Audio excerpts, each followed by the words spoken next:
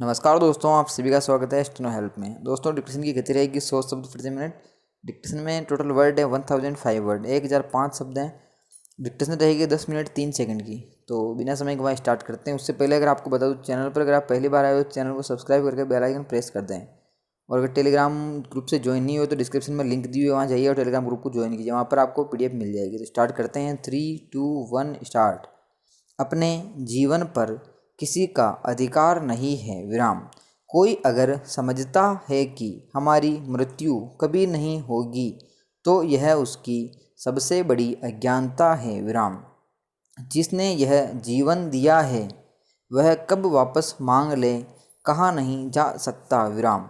हम नित्य देखते हैं कि हर क्षण कोई न कोई व्यक्ति इस संसार से विदा हो रहा है विराम।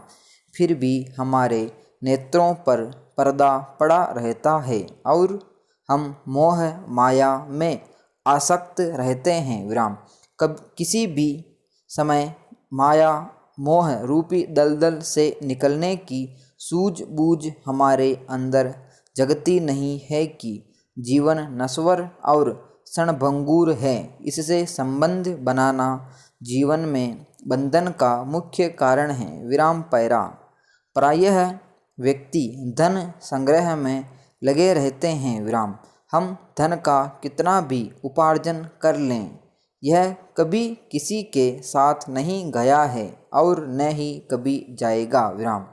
मृत्यु के समय संसार वाले शरीर का वस्त्र भी उतार लेते हैं विराम।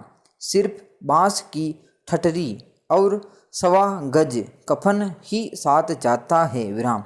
घर परिवार सगे संबंधी थोड़े वक्त के लिए रो लेते हैं और परंपरा के अनुसार श्राद्ध संस्कार कर अपनी जिम्मेदारी से मुक्त हो जाते हैं विराम। फिर इस संसार में इतनी कसरत करके उपार्जन करने से क्या फ़ायदा, जिसका सदुपयोग सत्य कार्य परोपकार में न हो सका विराम। जन्म मृत्यु प्रकृति का शाश्वत नियम है विराम। यह ईश्वरीय निदान है विराम। ईश्वर भी इस विधि व्यवस्था को उलट पलट नहीं सकता विराम। महापुरुषों ने जीवन मृत्यु के इस रहस्य को समझा और वे सिर्फ स्वयं तक सीमित न रहकर वसुधैव कुटुंबकम की भावना, सोच और कर्म को विकसित कर वंदनीय बन गए विराम। जिस कर्म के लिए यह मानव जीवन प्राप्त होता है उसे न करके मनुष्य फिजूल ही मोह माया के जाल में उलझा रहता है और अपनी सद्गति की जगह दुर्गति कर लेता है विराम। आइए हम सत्य को जानें, सत्य से प्रेम करें, सत्य कर्म करें ताकि जीवन की सद्गति हो विराम। हम आसक्त न होकर अनासक्त जीवन जिएं विराम। जीवन जीने के शाश्वत आनंद का स्वाद हम तभी चख पाएंगे विराम। पैरा बचपन में जब परीक्षा से ठीक पहले आप निराश होते होंगे और अंदर एक डर रहता था कि मेरी तैयारी कैसी होगी और मुझे अच्छे नंबर मिलेंगे या नहीं जैसी आशंकाएं आपको घेरे लेती थी विराम। तब पिता आगे आकर एक गाइड के माफिक आपकी हिम्मत बढ़ाते थे और किसी भी समस्या पर चिंतित होने की बजाय उससे लड़ने का हौसला देते थे विराम। इस वक्त संकट की स्थिति है और कोरोना ने भारत ही नहीं पूरे विश्व में कोहराम मचाया हुआ है विराम। लोग डरे हुए हैं और तमाम तरह की अफवाहें भी लोगों को और डराने का काम कर रही है विराम। ऐसे में इस संकट के समय में प्रधानमंत्री नरेंद्र मोदी ने एक अभिभावक की तरह न सिर्फ लोगों का साहस बढ़ाया बल्कि उनकी तमाम आशंकाओं को निर्मूल कर उचित नियमों के तहत चलते हुए इस वायरस को दूर करने का रास्ता भी सुझाया विराम। यह देश के लिए बहुत बड़ा दिन है विराम, क्योंकि ये पहला मौका है जब देश के प्रधानमंत्री ने किसी बीमारी के खिलाफ पूरे देश से एकजुट होने की अपील की है विराम। आप सभी ने प्रधानमंत्री नरेंद्र मोदी का राष्ट्र के नाम संदेश सुना होगा विराम पैरा।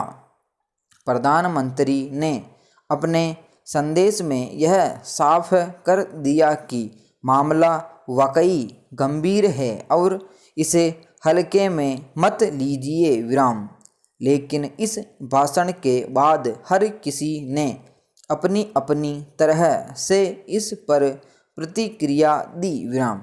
कुछ चुनिंदा लोगों ने प्रधानमंत्री मोदी की इस मांग का समर्थन किया विराम, लेकिन कुछ लोग अपनी घृणा की विचारधारा में इतना गहरा उतर चुके हैं कि वो कोरोना जैसी महामारी के बीच भी अपनी घृणा और सरकार विरोधी प्रोपगेंडा चलाने से नहीं चूक रही और तमाम तरह के अफवाहों को जन्म देने की कोशिश भी की विराम। बहरहाल प्रधानमंत्री ने बताया है कि भारत संकल्प और संयम की शक्ति से कोरोना वायरस को हरा सकता है विराम। ये लड़ाई पूरे भारत की है और सभी को एक साथ मिलकर इससे लड़ना होगा विराम। यानी उन्होंने एकता पर बहुत जोर दिया है विराम। जनता कर्फ्यू को हम कुछ इस तरह समझ सकते हैं कि ये कर्फ्यू जनता का खुद पर लगाया गया एक प्रतिबंध है विराम। यानी इसके लिए पुलिया या सुरक्षा बलों की तरफ से कोई भी पाबंदी नहीं लगाई जाएगी विराम। लोग खुद ही अपने काम टालेंगे और बाहर निकलने से बचेंगे विराम। सोसाइटी में भी निकलने से बचेंगे विराम। हालांकि जो लोग आवश्यक सेवाओं में हैं और वो घर से काम के लिए निकल सकते हैं विराम। पब्लिक ट्रांसपोर्ट पूरी तरह से बहाल रहेगा विराम। देश कोरोना वायरस के खतरे का सामना कर रहा है विराम पैरा। केंद्रीय सरकार ने पर्यावरण प्रभाव आकलन अधिसूचना यानी EIA नोटिफिकेशन में कई संशोधन प्रस्तावित किए हैं ताकि देश के आर्थिक विकास में पर्यावरण का अड़ंगा कम हो जाए विराम। निसंदेह उद्योगों को लगाने, हाईवे आदि के निर्माण में अनावश्यक अवरोधों को दूर करना चाहिए, लेकिन यदि हमारा पर्यावरण संरक्षित नहीं होता तो GDP घटती भी है विराम। बीते कुछ अरसे में तमाम देसी उद्यमी और निवेशक अपनी पूंजी लेकर विदेश पलायन कर गए विराम। उनकी शिकायत थी कि देश का पर्यावरण बिगड़ता जा रहा है विराम। यदि देश में वायु और ध्वनि प्रदूषण के साथ साफ पानी का अभाव हो तो पर्यटक स्थलों के बावजूद हम पर्याप्त संख्या में पर्यटकों को आकर्षित नहीं कर पा रहे हैं विराम। यह भी विचारणीय है कि क्या सभी परियोजनाओं से आर्थिक विकास होता है पैरा। मैंने उत्तराखंड में देवप्रयाग पर कोटली भाल जल विद्युत परियोजना का आकलन किया तो पाया कि इस परियोजना को लागू करने से देश की GDP घटेगी विराम। परियोजना से लाभ 155 करोड़ रुपये प्रति वर्ष, जबकि पर्यावरण की हानि का आर्थिक मूल्य 931 करोड़ रुपये था विराम।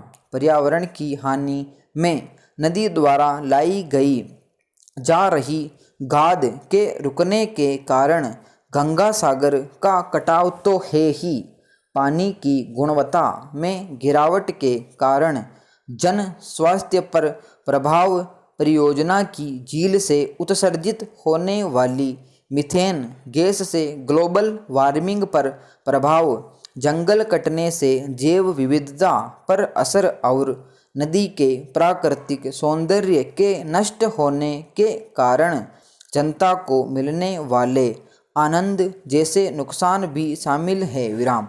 अपने देश में यदि एक बार पर्यावरण स्वीकृति मिल जाती है तो वह आजीवन वैध रहती है। विराम। अमेरिका में जल विद्युत परियोजनाओं को 30 वर्ष बाद उन्हें नए सिरे से स्वीकृति लेनी होती है क्योंकि परिस्थितियों में परिवर्तन होते रहते हैं। विराम समाप्त। दोस्तों ये डिक्टेशन थी 10 मिनट की, काफ़ी शानदार डिक्टेशन है।